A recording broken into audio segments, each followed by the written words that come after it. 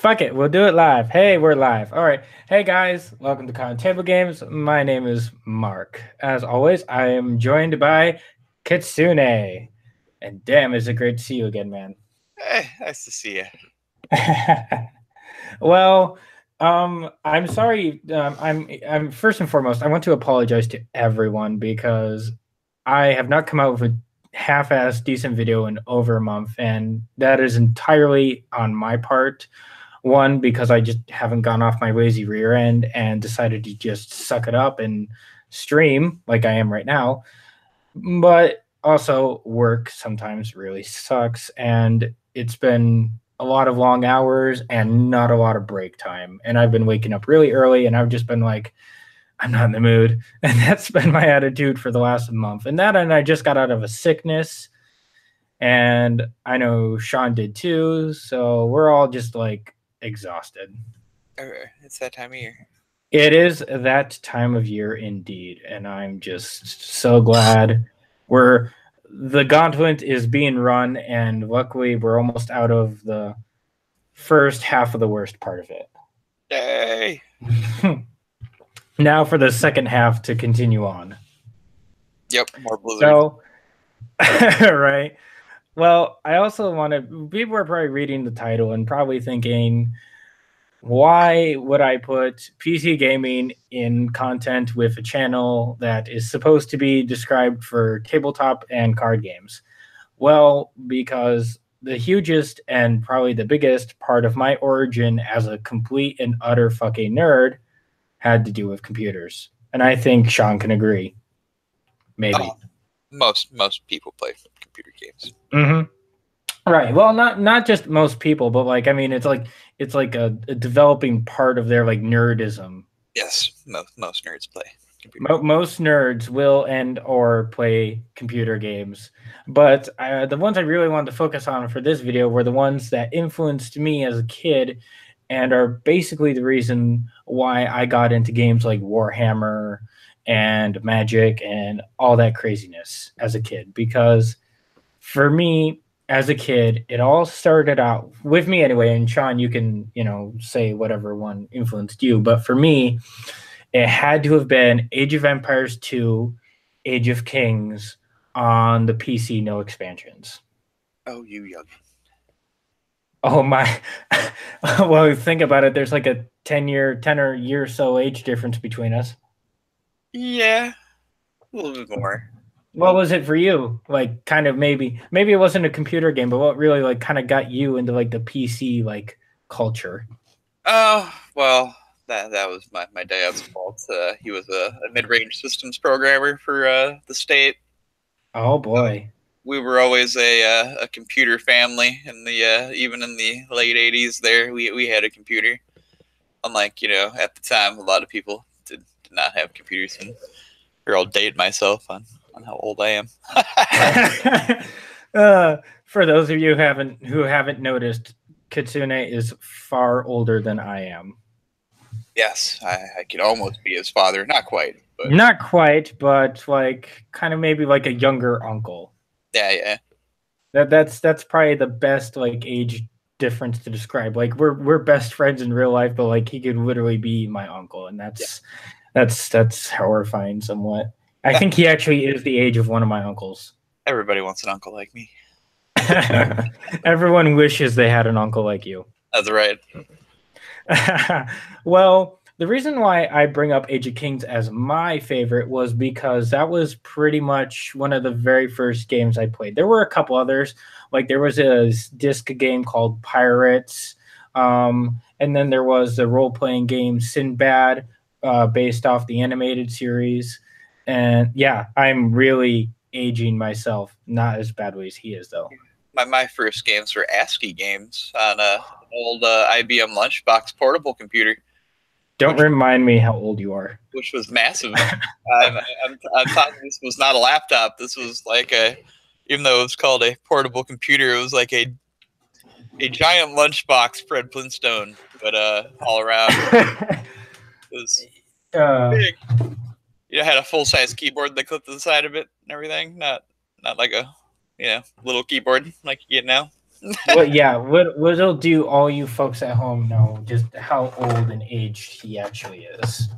But my first computer game was actually was it Gorillas in DOS 6.22, I think. It was a bat file in DOS.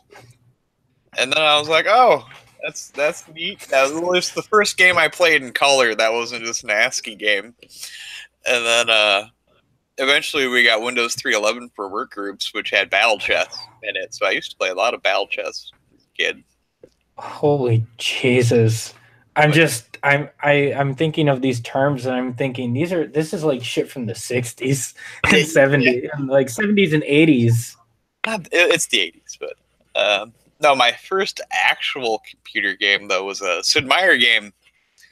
And not the kind you'd think, because it was Gunship 2000 a long time ago. So my first actual computer game was a helicopter simulator. Was it a battle simulator or just a normal sim? Oh, it was, you could do all kinds of stuff in it. It had missions and everything. So you start off as like a low-level warrant officer, like warrant 1 or whatever. You could work your rank yourself up if you did well in missions and whatnot. And then of course it was like reality, where it's like as soon as you've flown 50 combat missions or whatever, you retire. Okay. And on top of just like a bunch of randomly generated missions and stuff, you'd play in kind of a campaign or a career. Did you? Oh, go ahead. I would say it also had like a mission editor, so you could create your own missions and then try to run those, and So, sorry. Oh, I didn't know if you were done or not. I'm done. It was a fun game though. I enjoyed it. Well, you're describing this, and I'm thinking of my uncle and my dad, and actually a couple of my uncles. Like there was an old, they were like war games. It's kind of like the World of Warships and World of Tanks that we play today. Mm-hmm. But like they had like fighter planes, and it was like a giant ass joystick that had like 20 different buttons on it, and all the controls were from like the WSD and then like that joystick. And it had like a firing mechanism on it. Like it looked like a proper like fighting stick on an airplane.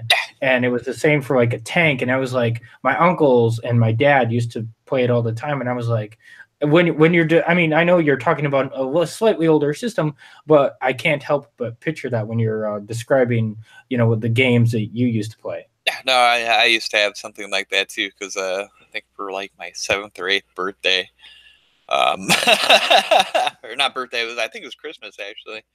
One of those, I was like, I want an actual flight stick and stuff for playing my helicopter game. And I had a fancy, I think it was like a Sidewinder or something is what it was called. Okay. It looked like an actual like airplane, flight stick or helicopter one. There, I guess not too many differences between the two, but yeah, no, I mean, there's not really much difference between them either. I mean, that's why I was like, you're describing this, and I'm thinking of the giant flight stick. And even I played the game, but I can't remember its name like at all. But it was like an old. Most of the time, it was like an old fight. Like you'd be in like a World War II style fighter jet, like a Mustang or something, or like a Spitfire, and you'd be like, you'd be on these like combat missions, and like you'd wear these giant headphones, like even bigger than the ones I had, because headphones used to be just fucking ginormous. And it was like you'd receive like your combat intelligence on the screen. It was very much like I think an early 2000s game, but it was just so reminiscent in my mind of like what you're talking about. You get the fancy ones like A10C and stuff like that. Some of the newer simulators are really, really cool looking. Yeah, look pretty realistic now compared to what they look like once upon a time. I agree. And then even the early 2000s, battleships looked, like if you looked at early battle sims like World War II, like warships, like there was a sim. It was like World of Warships, but it wasn't as popular. It was like from the earlier mid 2000s, and it was like a battle sim.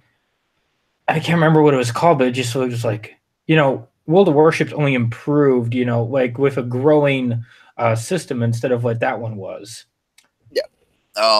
I mean, I ship related stuff. One of the more popular series was the Silent Hunter series, but that was submarine combat. Those were fun games. Those were good time. I enjoyed Well, and then there was that dogfight game where it had the airplanes and you battled in battle sims across Europe in World War II. You could choose your airplane. It was on the Xbox and the PlayStation 2 or 3. Yep. You remember what you know what I'm talking about. I know what you're It was a console game. I loved that game. But getting back from consoles or trying to jump ships is from console back to PCs. The reason why I got into like those like a classic Age of Empires 2 game was because I think one of the first things that enticed me to it was watching my dad play it. A lot of my nerdism, and I think most nerds, this is their accompanying triumph. They watched their close friends or their close family members do it first. Yep. And no, go ahead. I said that's usually how it goes. Right. And I just remember as gosh, I'd have to say I was like 5 and 6, and even into my, and as I've grown older, watching my dad play this like game where like medieval like normal guys like spearmen and crossbowmen and like everything you would picture like a medieval battle to be. And it's like, he was summoning units and fighting. I didn't know it at the time, but they were, it was still AI, computer based. And I didn't, it was like fighting an enemy. And I was just like, oh, this is so cool. Like, and I got entranced by it. And at the same time, a lot of games that I really got into were coming out, besides Age of Empires. Of course, Warhammer was always there, but I didn't really know about it until I got a little bit older, and I had a small couple matches with my cousins, and like they're showing me orcs and stuff, but I wasn't really paying attention. I just was like, ooh, fantasy creatures and orcs and stuff.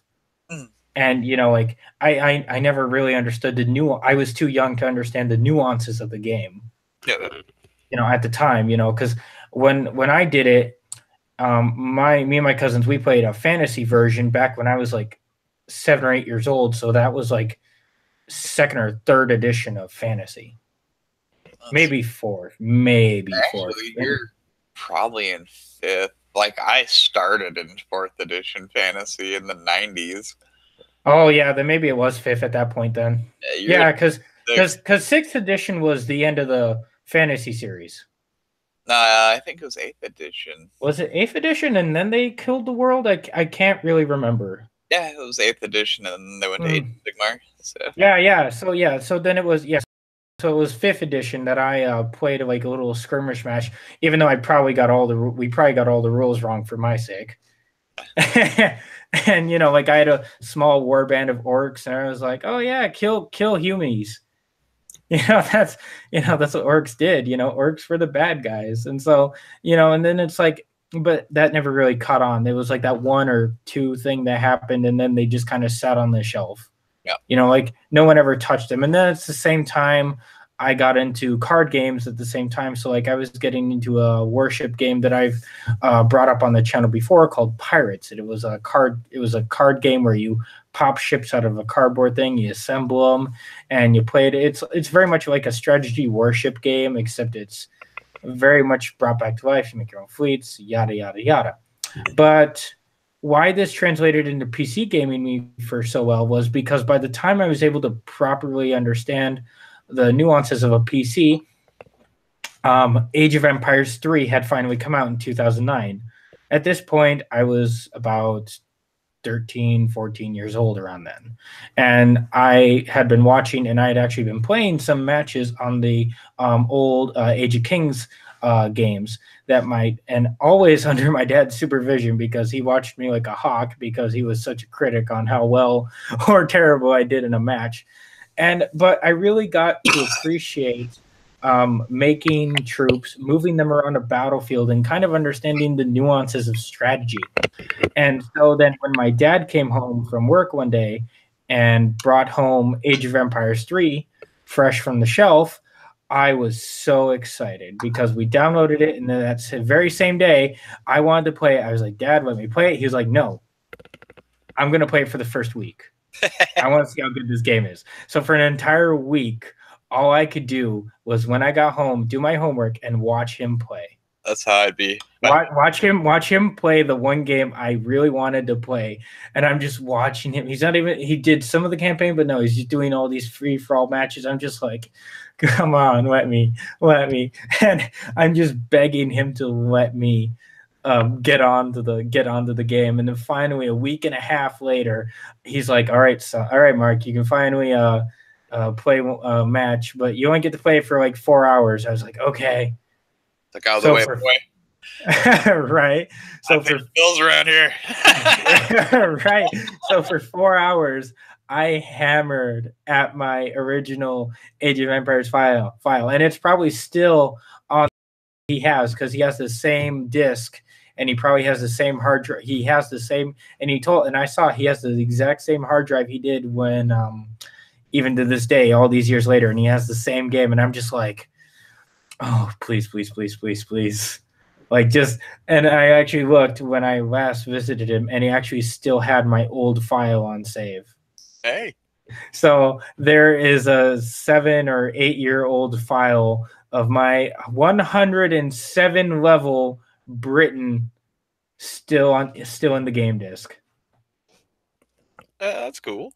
Yeah, I played it so much, for so many years and so often that I got to level 107. That I don't know what the levels were meant to be. I think that was for online play, but I never knew what it was. It was just, oh, you're level 107. Congrats. Even though you unlock pretty much everything you need by level 50. Mm-hmm. Because with each level progression in that game, like, you got a new card. Mm. And I hadn't gotten all the cards at level 107. Oh, jeez. So it's like an endless, like, so it's like you could be a level 200 and then you'd probably have all the cards, but it'd still be like just crazy. But that's the game I always fall back on. I love that. That is like, and when I heard the news about Age of Empires 4, I was so thrilled. And they haven't released anything since, no press release or anything, and that's making me kind of nervous. But Age of Empires 3 is just one of those games. I don't have it on my laptop because I don't have a gaming PC right now. But man, if I did, that would be the one game I would play. World of Warships and Age of Empires 3. Because I love that game so much. Oh. I'm nerding out over a game. Why am I doing this? Card and table game channel. Obviously, right. bunch of gamers right. here. Yeah, right. A bunch of nerds who just love video games and fandoms. Some people go out and drink a lot. Some people drink a lot and play video games. And some people just play video games. Yeah. Those are for you younger kids, if they're younger viewers in my audience. Which I would hope not, because this is more geared towards like teenagers and young adults. They'll get old and then they'll start drinking a lot. Sean, I think we all just get to that point eventually in life. Yeah, it happens. It happens. That it does. Yeah. That it does, my good friend. And so, bringing up now to get on to other PC games I've kind of learned thanks to this invite right in front of us. World of Warships, I really enjoy it. It's thanks to this man right next to me that I was able to start playing it, and why I'm still into it to this day. It's a good time. It is a really good time. So spoiler or whatever, I am not being sponsored or anything. I probably will never be sponsored, and if I do in the future, congrats for me, I guess. But I love this game. It's reminiscent of all the old strategy games I used to play. Very simplified and very down to earth, but I mean the system is quick, effective, The buttons are pretty simple. There's like I think 6 buttons that really matter. Yep. A good way to describe it is rather than being like a ship simulator, it's more of like a ship-based arcade game. It's more arcadey than most other games of its type. I agree. The trailers, I mean, they're a little bit fabricated. I mean, because honestly, you'll never be able to get the 100% thing you want. I mean, look at World of Warcraft, how often they've been doing cinematic trailers, and their games are still the same cut and base, like, style they've been since the 90s. But still, it doesn't mean that World of Warcraft isn't a great game, because it is. But World of Warships Arcade and then its sister game World of Tanks and all their subsidiaries are very much the same. They have a lot of, I believe the ships look awesome in my opinion for being a PC free to play arcade game. I think the designs of the game and its maneuverability and definitely its mechanics are definitely well grounded. They did a really good job with all the warships in it. They do a lot of research to see how they should actually look. So like even things like the Scharnhorst, for example, they have the third anchor on it, which looks like it shouldn't be used at all. But it's authentic to the ship. Yeah, but it is actually represented on it. So right, no, and I think that's really cool. I actually this might come in as a shock considering how much praise I'm giving its warship equivalent, but I had World of Tanks had keyword there. But then I got rid of it a couple days ago because I just me and Sean discussed this in private last week, and it just is it's I mean it's an older game, so I get that it's a little bit less fluid, but for me it's just I don't know, but something about it just didn't scream, great as World of Warships did. Well, my problem with it, and preface this again, both these games are made by the same company. Right, of course, they're just different team developers. Yeah, so different teams work on them. World of Tanks, my big beef with them is one, they have an incredible amount of power creep in premium tanks in that game. And we can discuss that here in a minute. Yeah, and then my other problem is the fact that it is pay to win in the regards that you have specialized ammo you pay real money for. Right. So let me explain the power creep. Sean, you never played the game, did you? Oh, I played World of Tanks. Okay. So me and you are both kind of gonna be going off a bit of an experience here because I had that game for about, I'd say a good 2.5 months solid. Yep. So I got a few rounds in. I was a decent.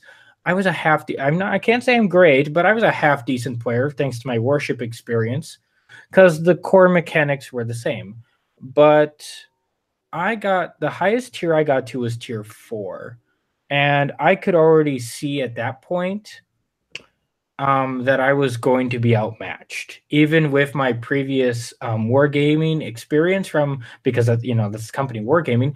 I was going to run into trouble because I even noticed it when I was on tier 2, but when I got into tier 4, which actually surprisingly to you guys, unlike World of Warships, the tiers in World of Tanks are super easy to get into. It is not hard at all.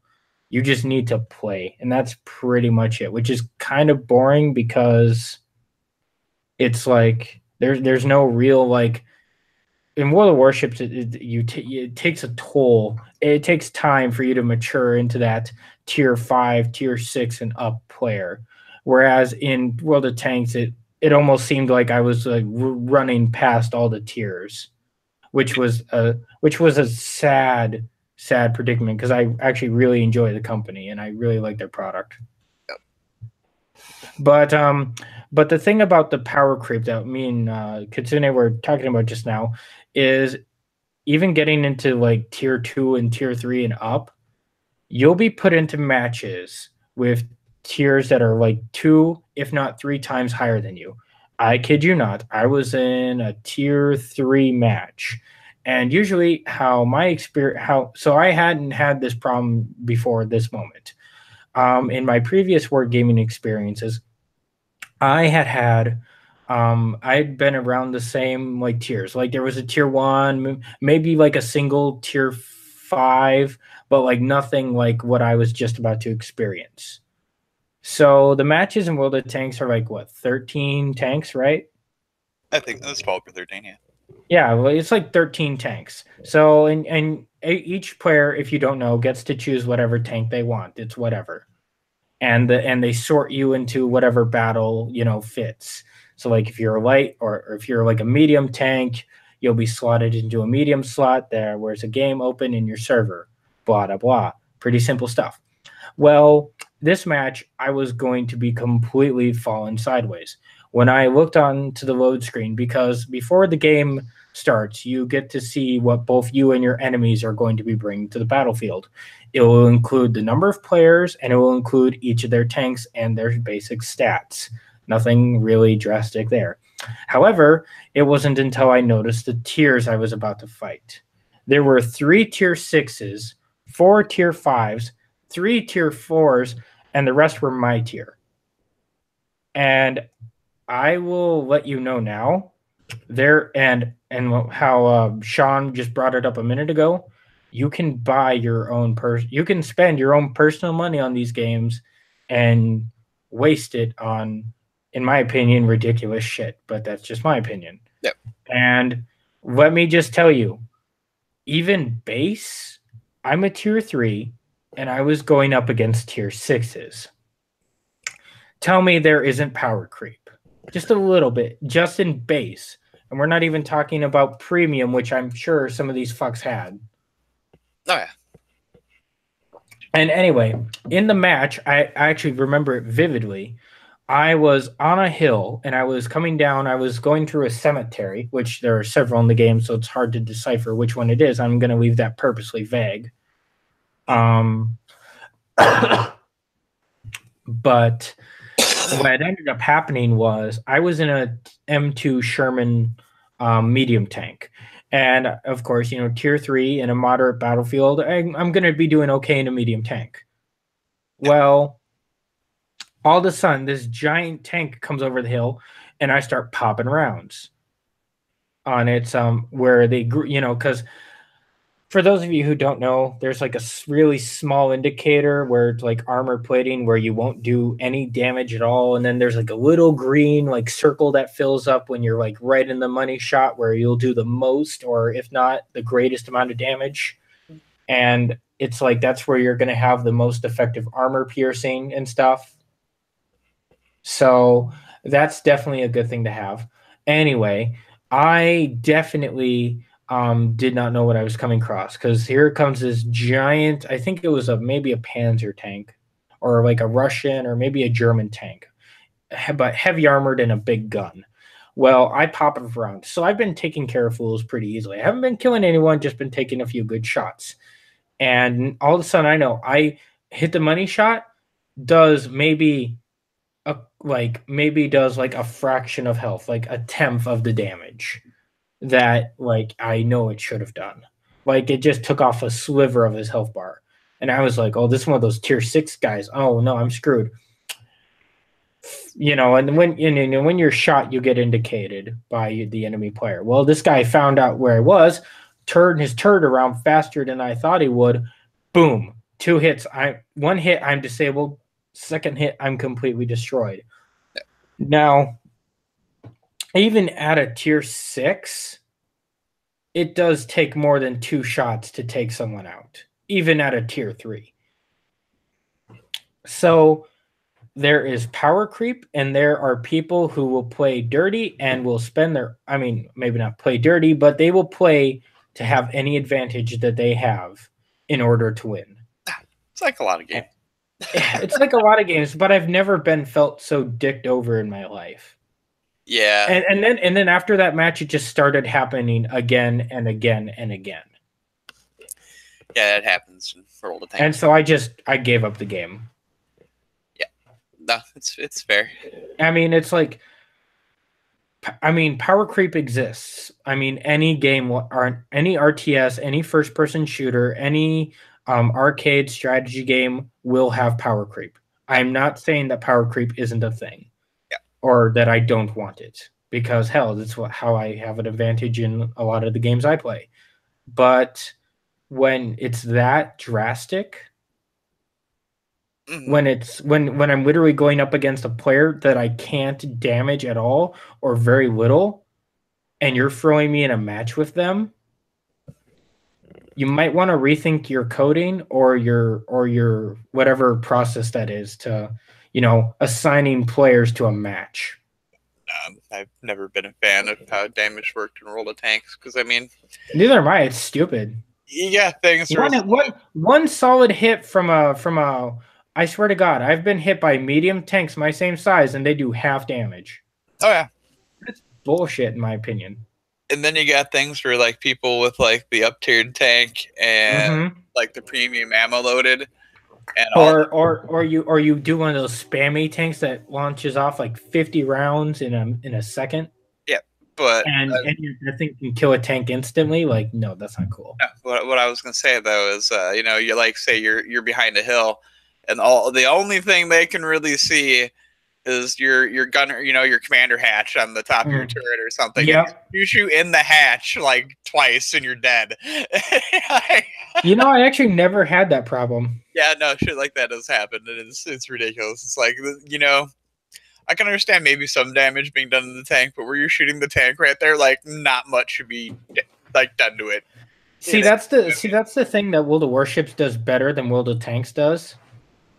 Oh yeah. Is World of Warships, like, if you're behind a sufficient amount of cover, and like if you're like a portion scene, realistically, unless they can get around you, no one is going to get you. Oh yeah. No, but in World of Tanks, it's like, oh, you're behind that rock? Well, let me just use my premium ammo and go beep. I'm gonna hit you in the front, road wheel on your tracks and destroy your tank just by shooting you in that front road wheel the whole time. And I think that's just what pisses me off the most. Yeah. Is that like, it's not, like I said, I'm not trying to disenfranchise the game, because I mean it was enjoyable, but then it's like I feel like they need to rebalance it again. See, like something needs to be done about the power creep, I think. well, that and yeah, I mean, I can appreciate tank enthusiast. I do, but I'm also not a fan of how World of Tanks implements it all. It's a video game, and people need to remember that. That too, but I mean, and I'm not going to say that World of Warships has the best high tier matchmaking. So once you hit tier 8 in that game, that's when life starts getting rough. Yeah, so you've told me. World of Tanks is worse than that, like far, far worse. So, well, yeah, considering I was facing tiers like 3 times my size already at tier 3, which is completely, in my opinion, unacceptable. I mean, I know in World of Tanks, so like well, that's what I'm saying. World of Tanks. In a tier 8 tank, if you're facing a tier 10 tank, a lot of them can just one shot you. Is the thing, which is ridiculous. Yeah, so it's like, well, thanks for like loading. Eventually, now. Yeah, thanks for loading my screen. Oh, and by the way, I can't forget of how terrible the load screens were. I've had some pretty shitty load screens in my time, but I mean, this is just, I don't know what happened. It was just so much. Yeah. Just like it would load me in a full 5 minutes after the match had started and my tank was already destroyed. That's pretty brutal. Like, I loaded it up one day, game loading. I was like, okay, what? Okay, it's loading. Cool. Get in the screen. My tank's already a flaming rubble. Yeah, it's pretty brutal. And we're on the verge of losing. It's like, what did I miss?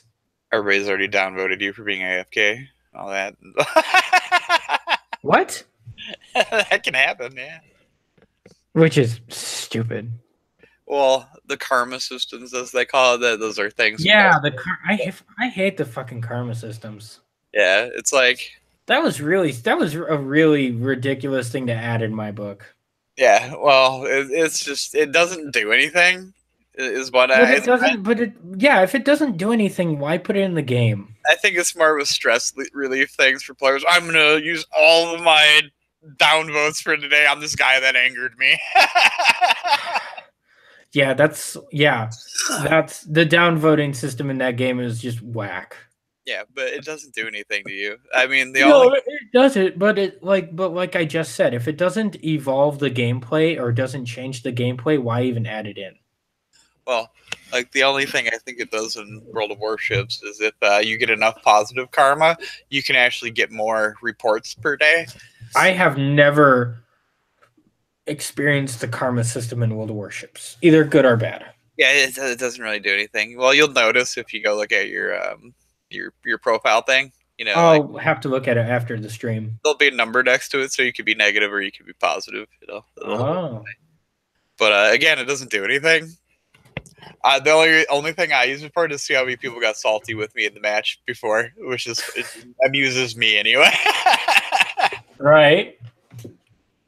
Because I mean, like they have like a so like say if you're on the opposing team and you thought a guy fought well or something, you could compliment the player on the other team. You know what I mean? You actually got we're the adversaries, where you can compliment them, give them karma point. I would say that is probably the rarest thing that ever gets handed out in the game, and it's more likely. So if you say you screw somebody over like hard, like say like an idiot battleship is sailing out from behind like an island you got too close to, and you're like, oh, look at me and my awesome destroyer that has all these awesome torpedoes, and oh, you know, I'm only like a kilometer away from you. Good luck dodging all these, and you know, blow him up immediately. You know, for him being foolish and pushing into a destroyer. But yeah, it'll be like, F that guy, you know, downvote you already. Like what happened to me earlier. I got a guy. I was in a battleship and a guy rammed in, and a cruiser rammed into me. He was already a pink, so he was already flagged. Yeah. And he rammed into me, which is ridiculous. I did that to a guy the other day. Well, not on my team, but they were fighting. Well, I mean, if you ram someone that's on your team, that's a completely different story. But if you're like a teammate, yeah. But our match is going sideways. And by the way, I did this in a Warspite, and Warspite's slow as hell. So I managed to hit a French battleship that tried to run past me in the ass. Killed him, but I lived, so I got the Die Hard. Really? Yeah, but I rammed him from behind, which was just funny because like my ship is slow as shit, and I pulled this off. Nice. The only achievement I've gotten today was close quarters combatant. It's a good one to have. Yeah, not bad. But anyway, so what other games kind of have influenced your evolution from, say, computer games into the more mainstream games that me and you play on a more regular basis, like the Warhammer games and why can't I not think of the name right now?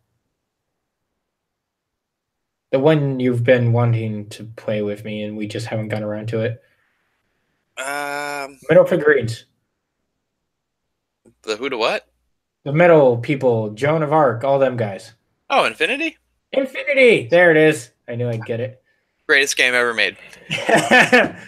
Oh, come on. We got your itch out a few episodes ago. Granted, that was like 2 months ago, but still. We could do another 2 or 3 hours because your army completely changed recently with the new book that dropped. So. Oh, yeah, I forgot. I got a new book, didn't I? Yes, you did. And a lot of things changed in military orders. But anyway, we'll stay on video games. Right. Anyway, yeah. But, I mean, like, were there any really other games that kind of, like, influenced your, like, gaming? Like, as a young adult, considering PC gaming? Because I know that's a really big thing. Oh, yeah. So, rather than just simulators, which is where I started. Right. I mean, most of us did. My first actual strategy game, my dad used to play this a long time ago, was Lords of the Realm. So it was also kind of my introduction to like 4X style games at the same time, kind of thing, because it was like a combination, like empire management. You know, you had like your territories. You could take other people's territories, and you were the lord. Lords of the realm, as it were. Okay. And you would, get your vassals and everything, set them, farming stuff, and you could set up your farms and everything, and build castles and all this stuff. And you know, it was just fun to like hire mercenaries. And I still remember to this day one time when I got like, was 600 Irish spearmen all of a sudden offered to join me, and I had the money, and I was like, yeah, totally. And then totally wiped out my dad. And he was, Nice. yeah, he was like, oh, That kind of reminds me of Civilization a little it kind bit. of was. And this was before Civilization even came. Oh, okay. So this was like a pre-dawn before. Yeah, this is pre-Civilization. Oh, wow. So that's definitely old. Yeah, I played Civilization when it came out too, so that was my first or second, because it was my first, I think, technically speaking, because then I played a lot of Master of Orion, the original Master of Orion, when that came out too. Uh-huh. And then I played a lot of Master of Orion too. I had a lot of friends that also played it, so we do like hot seat games and play Master of Orion too, like on the weekends and stuff. Like go sleep over at a buddy's house and start up a game of Master of Orion 2 and play it all weekend kind of thing. It seems like a lot of games like focused around, friendship, something that a lot of gamers don't have today because we're all Yeah. antisocial. Of course, it's also in the time too you didn't have like online multiplayer games, since not everybody had internet. So, you'd have to know some people to play some computer games, unless you were LAN partying it or something, which was also rare a long time ago. Especially computers used to weigh significantly more, and it wasn't usually the kid that owned one, so the parents are not letting you haul the household computer over to your buddy's house or something a lot of the time. So. Right. No, it's just, and that's almost exactly how I started. I started with Age of Empires and some of those old Sims, and then I got into Civilization because my friends, they got me into it, and then there were and then the card games, for example. The thing is, card games they didn't really start getting on computers until I got older. Past the origins of my PC. I mean, there probably were computer card games on the internet because I know there were. It's just I never really kind of cared, I guess is a word to use there, because I had always had the cards in my family and in my collection. So I never really had to deal with going onto the internet. I could just go up to the bedroom, grab the deck box, and go to town with my cousin's family and all that stuff. And because that's the other half of this channel is the card aspect, and I'm guessing people would probably want to be interested in how that all started. And that was pretty boring. I started with Yu-Gi-Oh! And Pokemon, though I never ever read an official yearbook for Pokemon. And it's I'm guessing I'm not alone because I've been doing a lot of online research about it lately, and it seems like a lot of people didn't really know what the official rules were. But I looked it up, and I guess there were an entire rule book associated with all the Pokemon, and which threw me completely off guard. And then when I actually read it, and then I remembered a lot of my old matches as a kid, I kind of realized that I had never played the game proper ever. Yep. Which is hilarious. But then it wasn't until I was a teenager that I had discovered the fundamentals of the internet. Good old internet. Oh, the internet, good old internet. The thing that had been around since before I was born, but no one really ever used until I was a mid person. And so that's when I finally discovered that that there was a lot of games and a lot of card games on the internet. And I was like, oh, these are games I play, except I play them in real life with actual people. Yeah. And so for those of you wondering about my card evolution, it has not changed since I was a child. FYI. And it probably never will. I'm not a big card guy. Not big card. Yeah. See, unlike me, you don't really play the card and dice games. You're more you've always been more like the Warhammer or at least the miniatures aspect kind of guy. Yeah, well, in my eyes, I'm more of a strategy guy. Card games they're all right. There's strategy. There is, but at the same time, it's not as entertaining. to me. Yeah, I can understand why. Well, mainly because like this seems to just be my case. I could be wrong with many Yeah, card go games. ahead. Yeah, I go mean, I ahead. play Speak up. Weiss. Weiss is the card game I play because I'm a giant weeb, and Well, it, we all know you're a giant weeb. it is But actually that entertaining to me since it's not like a so like my problem with Magic, and I played Magic. I played it in the early mid '90s. right. No one is saying you haven't. Yeah, but I've played card games. Mm-hmm. But that's one of those games where you can either get screwed because you don't have a resource, so you can't do anything, Mm-hmm. and that's never fun in any game. We're like, oh well, now I can't do anything.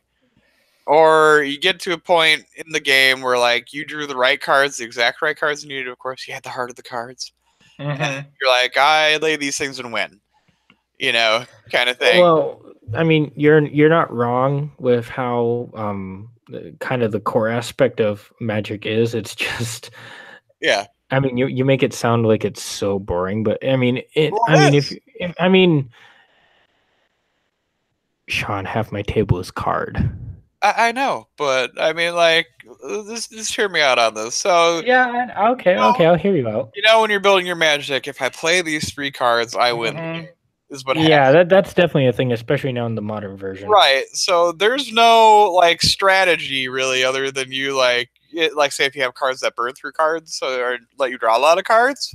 Mm-hmm. Been there, But done that. that's just a mechanic. That's not you coming up with some great like maneuver or anything else. It's purely just luck based. Like, oop, I drew what I needed. You know what I need? I mean, and then I played them and I win. Is Yeah, no, I admit, and I'll be honest with you, that is definitely one of the things that kind of has turned me away from cards for the most part. yeah, Nowadays, I'm more of a card collector, but I only collect like game cards. Like I won't collect baseball cards in my opinion. Those are just kind of stupid. yeah, But like I haven't really played a card game. One because no one was really ever interested in card games except for very few people, and if they are, like they usually have the most spammy decks I've ever played against. Like as a kid, of course, you're never going to get all the rules right, especially when you don't have the rule book right in front of your face. speak for yourself. Well, well, well, you can say that to me and my friends when we were like 7 and 10 years old. So suck it. Anyway, anyway, so it was like it was really um it was really about like how many like I mean, of course we tried to follow the rules. Like we knew the basics, like, oh yeah, like you can't summon a monster above this without this or this.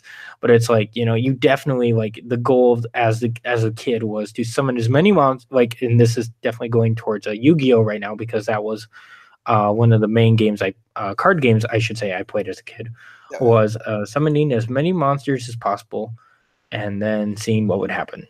Mm. And Magic, it was always like this very unique, very very strange foreign system in my mind. It seemed like as though like something like I don't know why I really do enjoy Magic. I really do. There's a reason why I still kind of play Magic and like I'm still interested in it. But like I was gone for so long, and then like from when I stopped playing in like 2010, 11, and 12, and then when I got back into it in 2017, like so many things had changed in those 5 years. I was just the game has now just seemed so alien to me. It's astonishing in all honesty. No, that's fair. What about okay. Well Don't then. do that. I'll be down in a minute. Okay. That was a heart attack waiting to happen. Yeah. No worries. Gosh. Somebody When your give you roommate surprises you with heart attack. she came and gave you How long were you standing there? did she give you the 1,000 years of pain?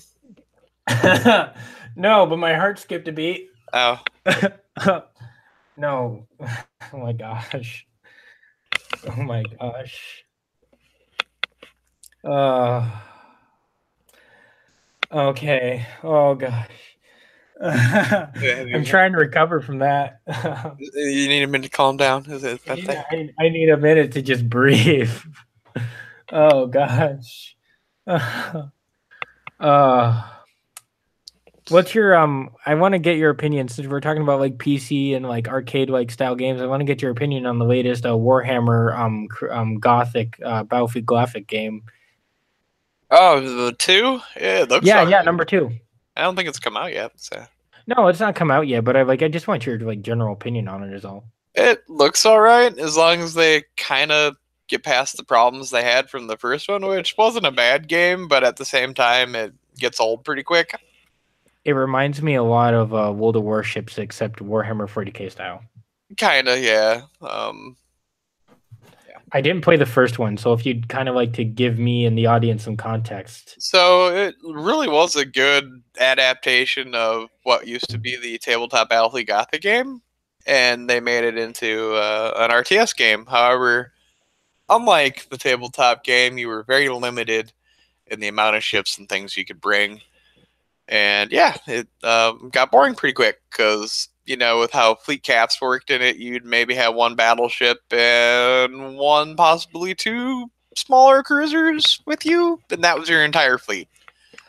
You know, so Yeah, it seems like in this one you're kind of like it's very much the the WoW, and I mean WoW is in World of Warships style, where it's like you kind of choose your own class of ship, and then you get joined in with these other players, and they have their own class of ships, and then you all just fight against like some blank army, yeah, of whatever. And it seems like, unlike World of Warships, it seems like you're paired with whatever faction you choose. yeah. No, that it could be fun. Again, it just depends how they end up overall implementing it. There are games similar to it right now that exist. Like World of Warships. There's actual space ones. I'm trying to think of their names. One the newer one's like Dreadnought, and it's pretty meh. Oh, there's a new Starfleet one from Star Trek that's coming out that has the same has a very similar style. Yeah. I don't remember what it's called, but I'm trying to think of the other one that actually was pretty fun, but its name is escaping me right now. But I stopped playing it just because it's too much sometimes. I'm getting old, and you know, certain ships require so many button presses and stuff. I'm like, man, am I getting arthritis playing this game or something? It's like me trying to play like Ninja Gaiden or something. The one thing that has plagued PC gamers since the beginning, arthritis. Yeah, pretty much. Well, I don't have it, but it's like my hands get sore playing that game, and its name escapes me. When I'm holding my mouse for too long, like on hours on end, like if I'm binging a game or whatever, my hand will start to like cramp up and start to like become stiff, which really sucks. Yeah, it's like me playing Ninja Gaiden on master level, and I can. Why would you play Ninja Gaiden on master level? Because it's fun, but I can only do it for like 20 minutes at a time. Jump. I'm giving you shit. I probably couldn't do any better. I have old man hands. I mean, no, I beat it on master, but it took me a while just because I could only play it for a little bit at a time because I was like, man. Guys, if you hadn't noticed, Sean is really, really, really old. I have gray hair and everything.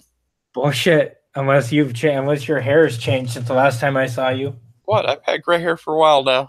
You haven't noticed?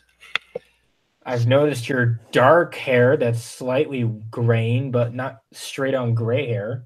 Well, I'm not like a silverback gorilla or anything, but I am gray hair. I got the salt and pepper look, so I got going now. Well, my mom has gray hair, but she covers it up with her blonde. Well, there you go. Because my mom dyes her hair consistently.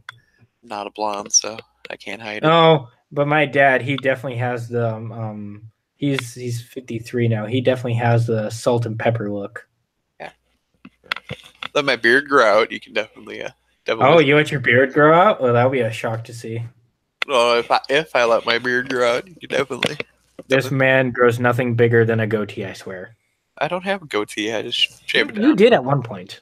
What, have a goatee? No. Or you had something. Maybe. No, you didn't. No, I'm thinking of Russ. Yeah, because only queers wear oh shit. Oh, demonetized. Russ, if you're watching this, I can't excuse myself for what Sean says about you. That's right. Your goatee makes you look very gender fluid, Russ. Are you and him still fighting? Yeah.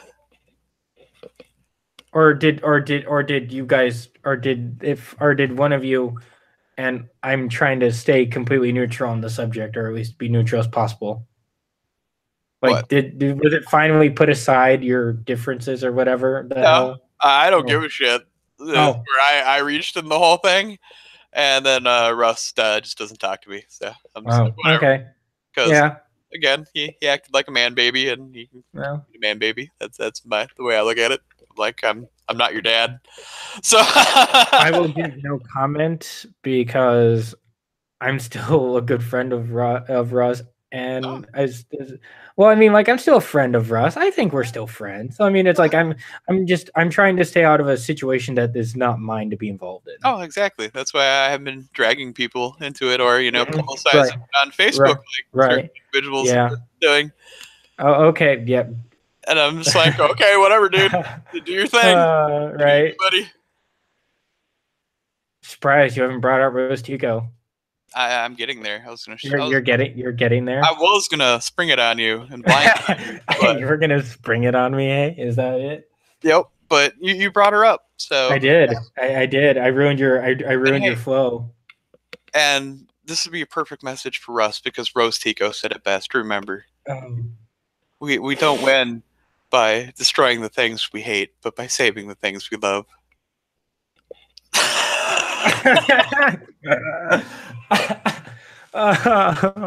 Oh my god, that is the most hated fucking quote ever from that character, and that isn't even a good character. Oh my god. Well, what do you mean, Rose Tico's the best Star Wars character. She is as beloved as Jar Jar Binks. I know what you're trying to fucking do to me. Because I really love Star Wars. I know what you're trying to fucking do, and I am not appreciating it right now. Like, I do not agree. Oh, shit. Just, motherfucker. Just wait till they add her to Star Wars Legion. Oh, fuck. Don't get me started. I'm so glad that they've already released information that they're going to be doing Clone Wars before they touch the sequel era. Thank fucking God. Yay! Yeah, and I guess there's supposed to be like apparently in Star Wars related news, by the way, completely going off the subject train here and just going into full blown just off topic. Apparently, the teaser trailer is going to be launched from what I hear sometime this month or early next month. Woo! So yeah, if you guys want to watch some Rose Tico Finn action along with some SJW Ray, then get on it. I mean, I'm still going to watch a trailer, but there's my opinions. Yeah, I haven't watched Star Wars movie in a long time. I watch it because I hope to God that with every movie it gets better. I have no hope for it. So honestly, I really enjoyed J.J. Abrams's Star Wars, and then Rian Johnson just took that. He was on a train one day. He had the Star Wars briefcase in his lap, and he said to himself, "How can I make this franchise worse than it already is? What can I do that even George Lucas couldn't accomplish with the sequels?" Back to I know what I got to do.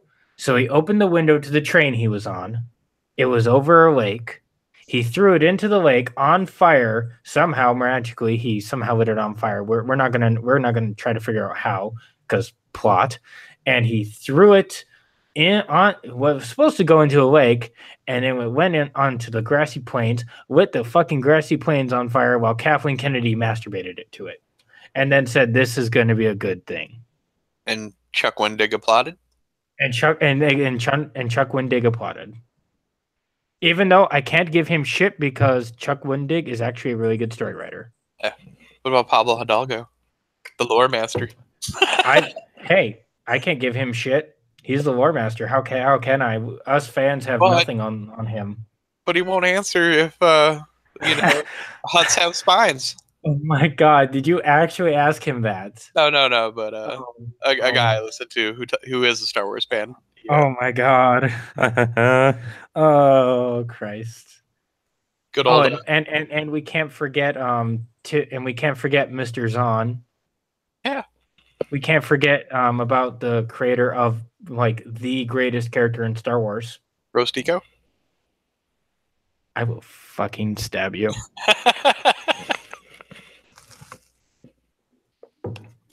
No, our favorite blue-skinned alien, Thrawn. Oh, I knew you were gonna try to say some fucking name right when I did it, so I just had to do it immediately. Otherwise, I knew you were gonna fuck with it somehow. it's to be expected. At this point, yes, it is. At this point, it is. Oh my god. I need to get a few games in before the end of the year. Otherwise, I'm going to just go crazy. For those of you who don't know, I haven't played a single Warhammer game all year. That's okay. You don't want to, Why? because 40K is starting to suck. Okay, what the fuck is going on with 40K now? I thought they just released October and everyone was masturbating to it. Well, that's because we were like a greatest orc book ever, oh, since third edition. Oh. Oh, you And, mean for the orcs? yeah, it's not. By the way, that didn't come out till November, but Oh, seriously? It didn't yeah, even come out during October, no, like no, like they said it would. it didn't come out until actually November. So, Oh, that's hilarious. but it's not a bad book, but already it's getting less good because they added formations back into 40K. You gotta be fucking kidding me. No, formations are back. So with the new chapter approved in the Vigilus book, so they added now Vigilus, the Vigilus campaign, and you get formations for people. So everybody's getting formations now that you pay CP to give buffs to certain things in your army. For those of you who don't know, formations were bullshit. Yeah. So Why don't you explain those in a slight detail, quick? well, they're I don't think they're official. They might officially be out now, or is it this weekend? They're I officially have no coming idea, out. but anyway, just talk about them quick while they're still a hot topic. What, like seventh edition formations or the current new? Yeah, go ahead. Do seventh edition because that's the one I'm most familiar So with. seventh edition formations are broken bullshit with a lot of armies because, like, say for Space Marines, if you went with their battle company, it's like I get free transports, which translates Mm-hmm. into I get a bunch of 35-point twin lance cannons, or Yeah. other shenanigans, and then Basically, you're getting free shit for nothing. yeah, exactly. Or you had like, and this is one of the more powerful ones for like AdMech, you had the War Convocation. So if you brought the right mix of units, you're like, oh, everything in my army gets free upgrades. So on top of your 2,000-point army, you had about 1,000 points of free upgrades. For Austro Militarium, it was a lot of tank upgrades and a lot of heavy unit upgrades. Yeah, and yeah, he had stuff like that happening, and it made the game pretty crappy. And not from just like, oh, this is kind of shitty having to play against this stuff. It was also from the aspect of, okay, now to keep playing 40K, this is about every month, every other month they put out a new book that had new formations in it.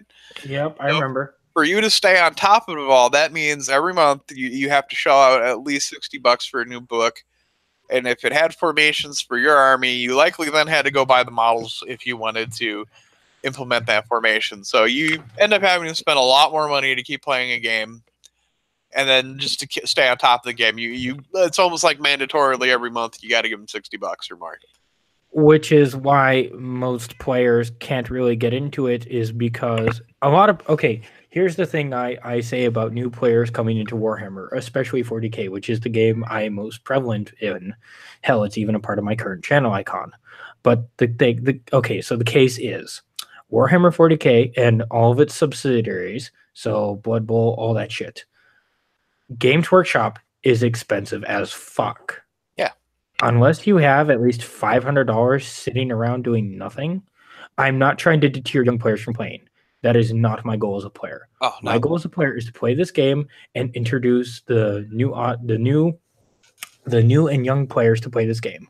So when I say this, I am not trying to sound vindictive, or I'm not trying to isolate the audiences. But here's the matter of truth: if you don't have $500 or maybe a little bit under dollars sitting around, you cannot effectively play a formation, and what Kitsune says is true, and they're introducing formations back again, which would really piss me off.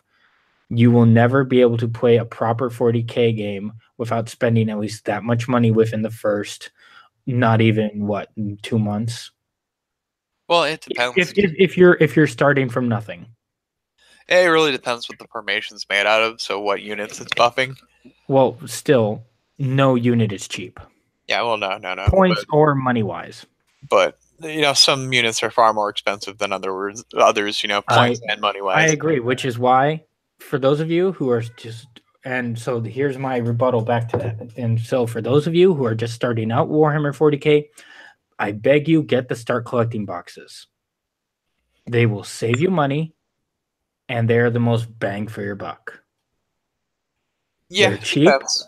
They're cheap, effective, and you get a pretty good accompaniment of troops and stuff. Yeah. Well, that depends. So, say if you're like an orc player right now, no, you don't want that start collecting box. Well, I mean, armies to adjust, but I mean, if you're just going to be a general player. Yeah. From a casual player standpoint, for sure. Casual play, like myself. See, unlike you, so for those of you who don't already know, for terms of indifference, Kitsune goes to tournaments. He does the competitive side of 40K. I have never done anything above casual. Yeah. So when me and him kind of state our opinions on, especially Warhammer 40K, we are going from two slightly different perspectives. We're both agreed that we're both players, and then we both share a lot of the same interests. But he's also looking at it from a competitive standpoint, where I'm just looking at it from, I'm just another player.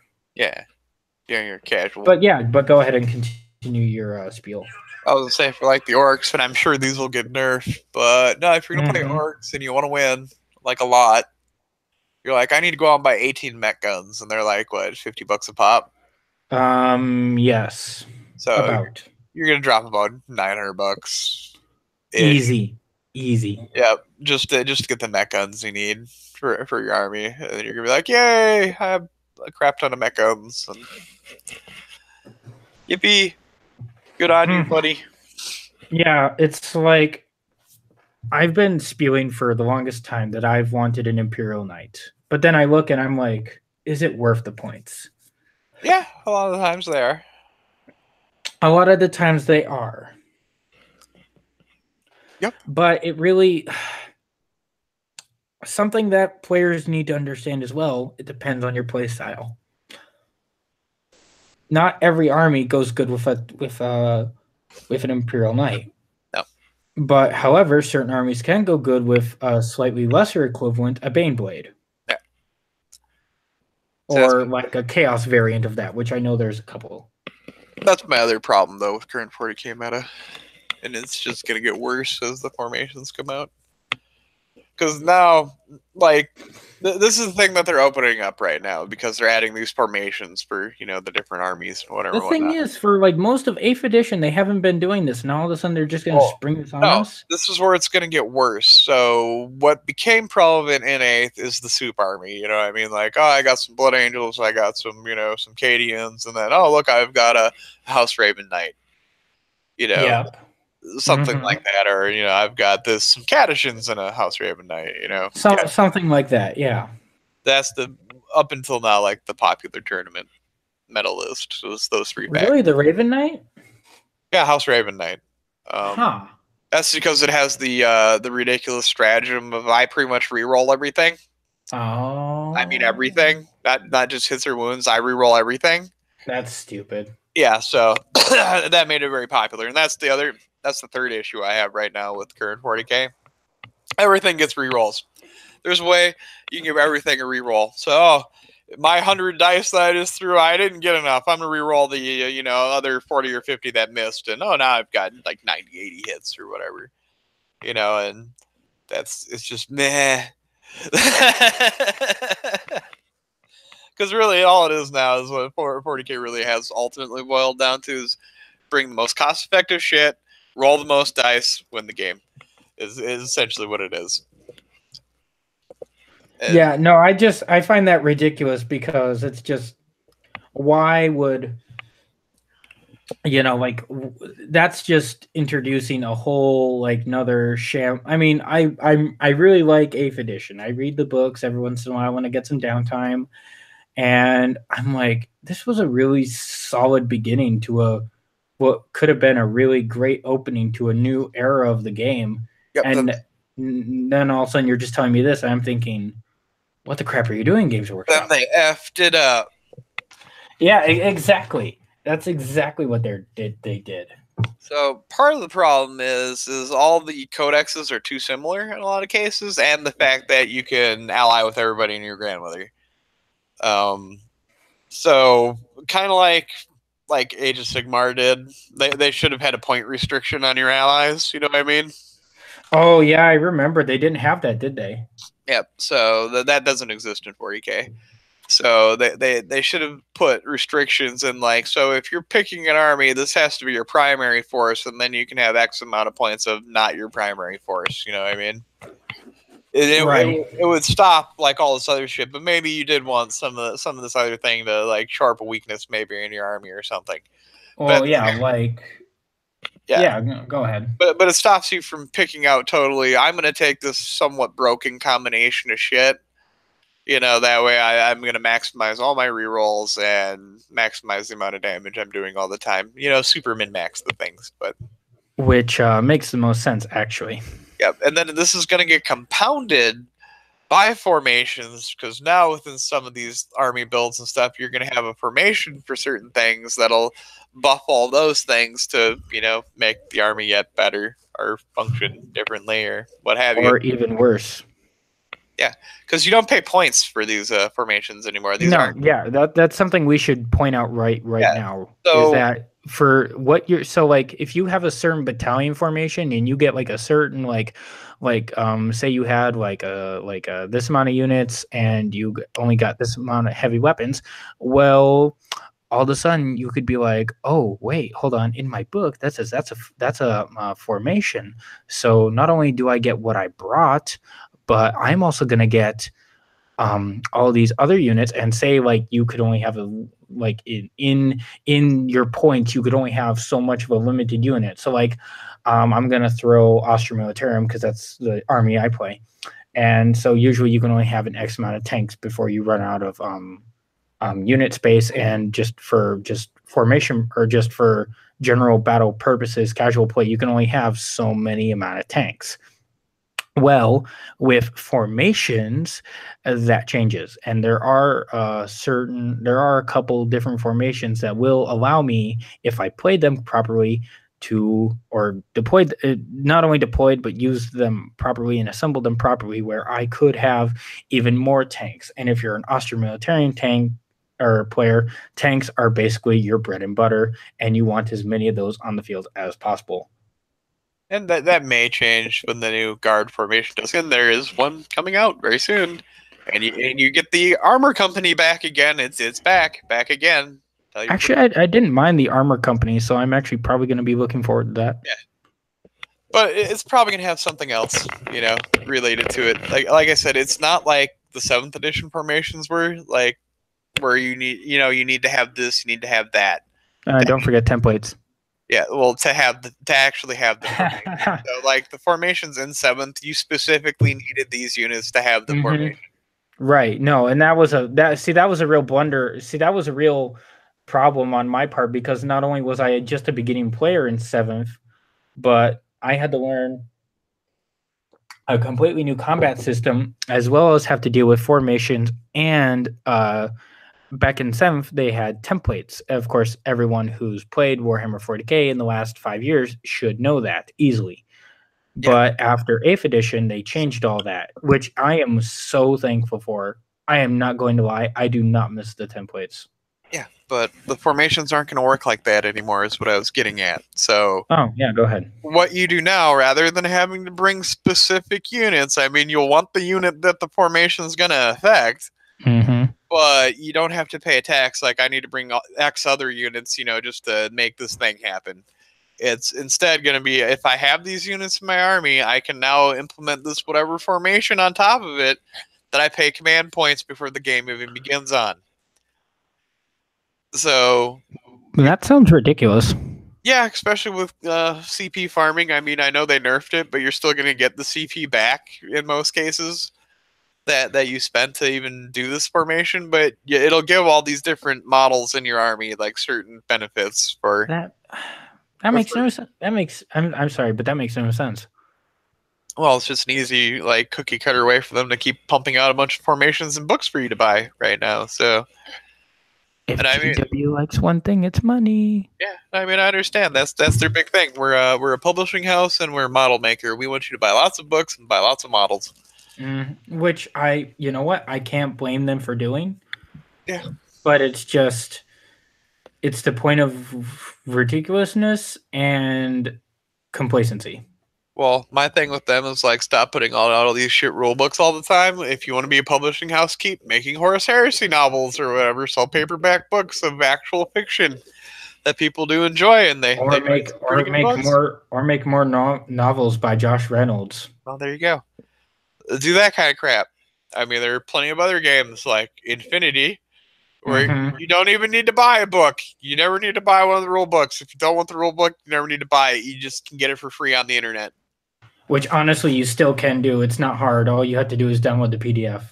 Yeah, that Corvus Belli themselves provides to you. The only reason you'd want the book is if you want to know the actual fluff behind Infinity. So if you're into Infinity and you want to know the lore and fluff behind it, you buy the books. If you just want to play a game and have fun, and don't give a shit about fluff, you can just get the rules for free. So for the audience, by the way, we are totally just ripping into Warhammer right now, but we actually really do enjoy the game. But Infinity does that one thing proper that GW will just never do because of just how they are. Yeah. Well, that's the other thing too. Like Corvus Belli, they'll actually get rid of models. You know, they're like, oh, well, no one uses these. They're going away. What? No, that's okay because you can just use them as something else. You know, in your army. Proxies are a thing. Yeah, so you can go ahead and like say like recent change. I'll just go over a quick change here. So Knights of Montesa changed. And okay, those are my units. Yeah, yep, they are military orders. They're also in my shock army. So they've changed. They're now a biker unit. They're a cavalry unit now. Oh, really? Yep. So the new models will have bikes. However, I had a Spitfire Knight of Montesa, right? So that's not a thing anymore. So they were like, "Oh no, you can't use this model anymore." Nope, I can still use it. I can because it's clearly a knight. I can now just use it as a father knight, which is still very much in the game. And I don't think. Yeah. Just use it as a new profile. You can. It's something else now. That's all that happens for that model. Right. No, I agree. That's awesome to hear. For me anyway. Yeah. A bunch of things changed, but again, we'll do that another time. I can talk forever on all these new changes. With the new really could. We really could. Honestly, for all the new changes, that could just be a video in and of itself. Which, by the way, I bought the new book, and again, shitting on GW and like, you need this book if you want to keep playing the game. You didn't need this new Infinity book. All it was it's a fluff book. Yeah, there's 20 pages of actual rules out of the whole like 180 page book. And most of them are just like cleaned up versions of rules that existed already, which by the way, you can just go to the wiki and read all these new rules without getting this book, and then some new equipment. But you know what the thing is? It's the same with GW is if you so for those of you who aren't aware of how GW purchases, especially their codex books, which are the most common ones that I have in my collection personally, it's literally 80% fluff and lore dumpage with some kind of new information sprinkled in with some profiles. And then all it is for the remainder is the profiles and their indexes. Yep. That is it. That is all a codex is. It's basically fluff except for the last like 50 pages. And then it's nothing but like the things you actually bought the book for. Yep. Whereas the indexes that they came out with post-8th edition, but before they came out with the official codexes, so everyone had indexes at first, which I still have them. Yep. There was like little to no lore in them. Well, there was It was just unit profiles is all it was. Right. But I mean, but that's pretty much all the book was. Yeah. It was like, because when I got the codex later that year, Yep. and I looked up the Astra Militarum, like it was a sliver inside the index, and now it's like 100 and some odd page book. Yeah. From like 100 something page from like 110 page book that was the index that held 5 different factions I should add, turned into 160 page book. And I'm not trying to diss on GW for wanting to publish books. I get it. It's how you make money, blah blah blah blah. Hey, we all need to make money. I get it. But it's just it gets to a point of ridiculousness. Well, my thing too, because again, they're just pushing out books to make money. Mm-hmm. So there's no reason they couldn't. And again, I think the way Corvus Belli does things is the superior way of doing things. So if they need to make a sweeping change to profiles, anything of that sort, I agree. They have an army builder app that they themselves put out, unlike GW, which we'll never put out an army builder app. Rely on these poorly updated, third party. Yeah, which by the way we still don't like. Because we still use anyway because we have no other choice. Yeah, but instead they're going to put out like every year you have to buy a chapter approved book. Mm-hmm. To get rules updates. Rather mm-hmm. than them being able to go into their app or on their wiki, and then we'll now change this so that it's more like what we wanted it or intended it to be. So you can get faster and real-time changes to kind of like updating a computer game. Swinging back to computer games, Yeah. It's kind of how Corvus Belli can do things. GW can't because they're like, nope, we have to put out a book. Or like if you're this month, you want to keep playing 40K, you buy 2 books. Which is ridiculous in and of itself. Yeah. Well, I mean, you don't have to buy the Vigilist book if you want to keep playing 40K. You have to buy the chapter approved book because you need the chapter approved rules. And these are just an amendment. Again, this is like, we errated and fixed your rules, essentially. But no, we put some missions in there too. So we have to justify you buying this book. Mm-hmm. We're not just going to put an errata out to go, no, all the points adjustments and all these books should be as follows. No. You buy our chapter approved book so you have these point adjustments. You didn't buy it? Well, you can't play official games or anything without this book because you won't have the right points. I agree. No, I agree. That's just, it's getting to the point of ridiculousness. It's not going to make me stop playing the game. That is a guarantee. It's making me stop playing the game. What? Yeah, I won't play until the next edition. I do this all the time. Shit! Like it's been around for a long time. I know it can survive an edition of bullshit. No, I have plenty of other games to play instead of 40K. No, I don't. Like even 7th edition, I played it for a little while, and then I was like, formations suck. I'll check out 8th when it comes back. Well, it's not like we can't play 7th edition. Yeah, no, we could, and hate ourselves more for using the formations that existed in that too. We go back and play 3rd edition. I have all the 3rd edition books, Right. Yep. But yeah, that's exactly how. Because it's not going anywhere anytime soon. So taking a break from playing, 40K for like a year or two. And by the way, my prediction is in either 2020 or 2021, we get 9th edition 40K. Shit, so you're thinking of not playing 40K for 2 or 3 more years? I've been playing overall since 1994. So, and I've taken plenty of breaks for years at a time in the middle of that. So it's, again, there are many, many other games to play, tabletop game wise. Fair enough. I won't get rid of my 40K stuff. Of course not. That'd be stupid. Yeah, I'll just keep it around, and then when the new edition or something interesting maybe pops up, I'll play a game maybe here and there, but no, I'm not going to be regularly playing it anymore anytime soon. I have other games I'd rather play. Well, on that somber note, I kind of want to wrap things up here. All right. Well, before we leave everyone and before we get off the stream, I wanted to say I've been doing a lot of behind the scenes work. So I haven't been idle these last little whiles. I've been talking to Sean. We had this set up for today. And then like I have new art coming out. I'm in the middle of adjusting my So for those of you who don't know, I have a Teespring thing. I posted it on the discussion portion of the channel. And however, I'm going to put a pause on that for now because I'm updating it with new stuff, new artwork that I'm going to be getting here in a few weeks. And that will come with new changes as well. And hopefully by that time, I can have my camcorder and everything else ready to go so I can start actually doing battle reports, which will be nice. And hopefully a lot more updates will come up, and hopefully I can get a new computer here soon so I can start doing streaming from a proper laptop instead of just or a proper computer rather than just my workhorse that I'm using right now. So I mean, I am trying to do a lot of stuff behind the scenes, but everything's just been in my way, and this has been really one of the best days for me to really do anything about it.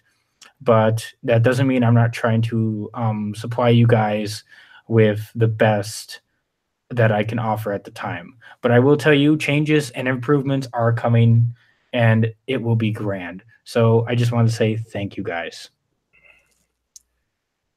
And Sean, any last words? No, not really. Nothing about Rose Tico being the best character.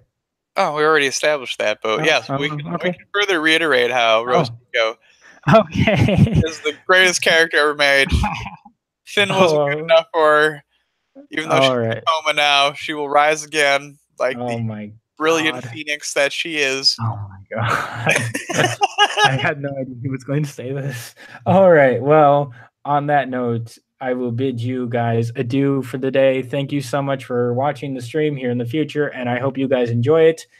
I hope you kind of learned a little bit of a slice of life from both me and Sean and how aged we both actually are, if you thought we were younger or older than what we were, but still. So, hey, thank you guys so much for watching today's episode of Age of Whatmar, and hopefully we'll be back here soon, hopefully in a couple weeks with another one. We'll see how that goes about. So thank you guys so much for watching, and I'll see you guys at the tabletop.